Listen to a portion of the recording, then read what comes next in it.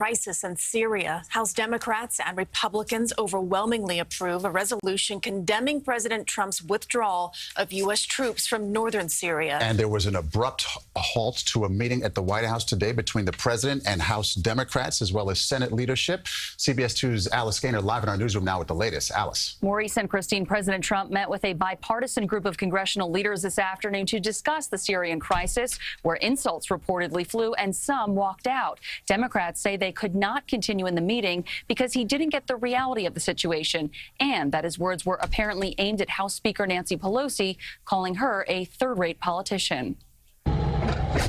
Turkish forces fired on Kurdish militia targets in northern Syria Wednesday.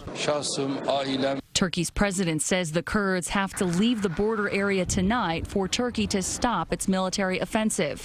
As the two sides clash, Russia is moving in. President Trump, speaking at the White House today, said the U.S. has no business in the region and not to worry about the Kurdish fighters. The Kurds know how to fight. And as I said, they're not angels. They're not angels. If you take a look, you have to go back and take a look. But they fought with us. We paid a lot of money for them to fight with us, and that's okay.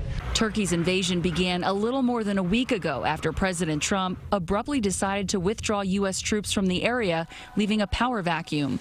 U.S. National Security Advisor Robert O'Brien arrived in Turkey ahead of Thursday's visit by Vice President Mike Pence and Secretary of State Mike Pompeo, who will try to broker a peace deal. Some of President Trump's fellow Republicans are not optimistic. Many of us have been arguing that this was a mistake.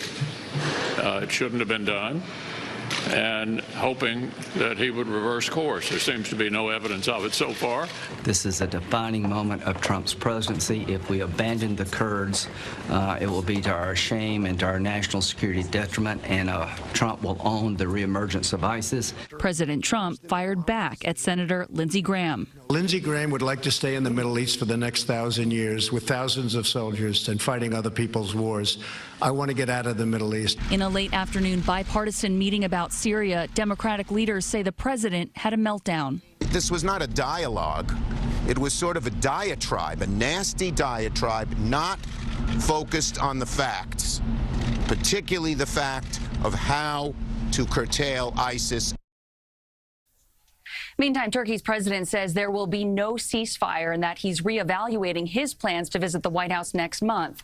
In a letter to him last week that was released, President Trump told him, quote, "Don't be a tough guy, don't be a fool." Meantime, New Jersey Senator Bob Menendez, Democratic ranking member of the Senate Foreign Relations Committee, has requested details of President Trump's phone call with Turkey's president prior to the troop withdrawal to find out what exactly was said. Live in the newsroom, Alice Gaynor, CBS 2 News.